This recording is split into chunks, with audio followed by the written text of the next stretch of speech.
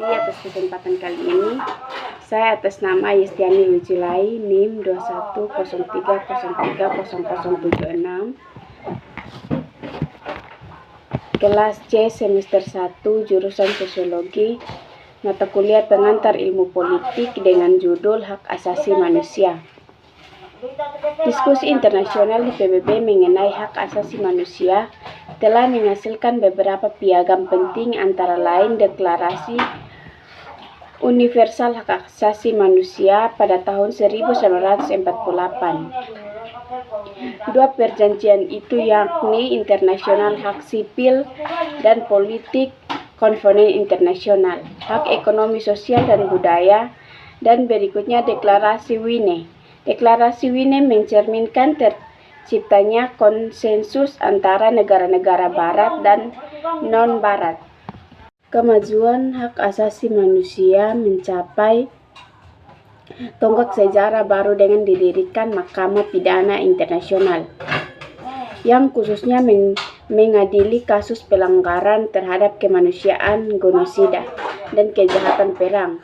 Seperti itu diketahui masalah hak asasi manusia serta perlindungan terhadap bagian penting dari demokrasi dengan meluasnya konsep dalam konteks globalisasi. Masalah hak asasi manusia menjadi isu yang dikenal di banyak kawasan dunia, tetapi yang paling besar banyak sumber tertulis dan demikian lebih terkenal. Ia adalah negara-negara barat. Di banyak negara lain pun, termasuk negara-negara dunia ketiga, kebudayaan setempat juga mengenakan hak-hak tertentu pada warga. Sekalipun tidak begitu eksplisit dirumuskan seperti di barat, materi masalah dan bentuk cerita, legenda, metafor yang sering memisahkan fakta dari transvisi dan sering tidak terbentuk tulisan. Dengan demikian, konsep negara-negara barat dari semula telah mendominasi pemikiran negara-negara yang bergabung dalam PBB sesuai dengan hak asasi manusia yang dapat diterima secara universal. Sementara itu, terus berubah dan tidak mengherankan jika konsekuensi mengenai hak asasi manusia mengalami perkembangan. Hak asasi manusia biasanya dianggap sebagai hak yang dimiliki setiap manusia yang melekat atau pada dasarnya karena dia adalah manusia. Dalam Mukadim Konvenen Internasional Hak Sipil, diskusi internasional PBB telah mendominasikan pemikiran-pemikiran negara yang bergabung dalam PBB waktu mereka sesuai dengan Perang Dunia I. Yang amat dahsyat itu ingin merumuskan suatu dokumen hak asasi manusia mempunyai kewajiban dan tanggung jawab terhadap masyarakat di mana ia berada. Kedua, bahwa bagi banyak negara yang rasa agamisnya kuat dan hak asasi dianggap tidak dapat terlihat terpisah dari agama dan budaya, maka dalam masa berikutnya di beberapa belahan dunia seperti di Afrika, Asia Timur, timbul beberapa piagam regional seperti Human of People. Golongan menengah yang mulai bangkit ingin agar kepatuhan masyarakat pada raja dan rakyat berdasarkan suatu kontrak sesuai dengan suasana perdagangan yang sedang berkembang di Eropa Barat. Pemikiran ini tercermin dalam keregangan semua membayangkan suatu masa lalu di manusia yang martabatnya saat manusia mengembangkan rasionalnya sampai pada penguasa dan merumuskan hak asasi alam. Filsuf Prancis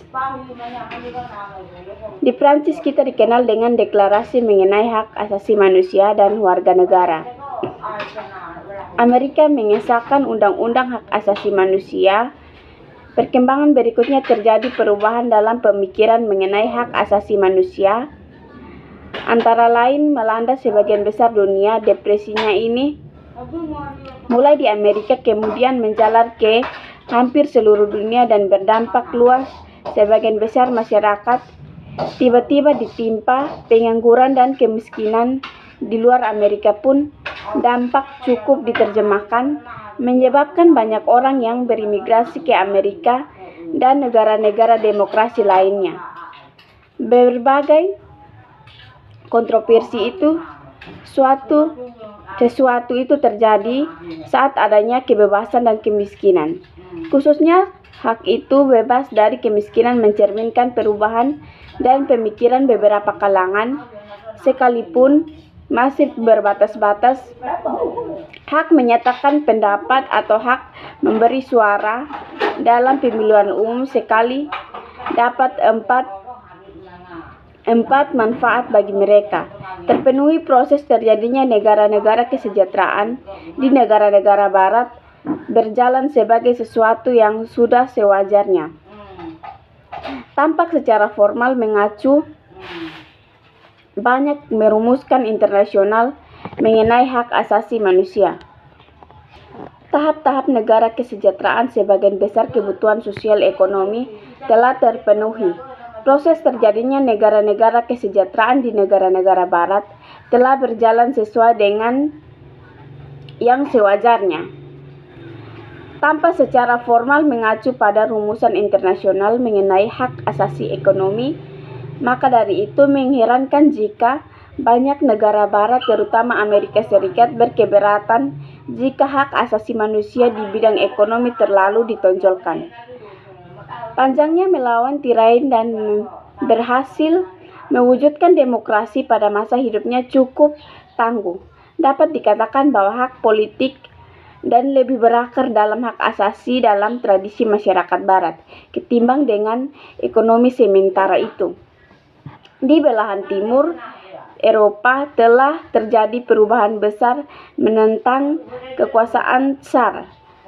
Dengan dipimpin oleh Lenin, golongan komunis ditafsirkan oleh Lenin untuk komunis revolusi membawa penderitaan besar khususnya tampuk pimpinan komunis dan pendekat dunia kedua. Pada tahap pertama berdirinya Uni Soviet berusaha pelanggan rakyat.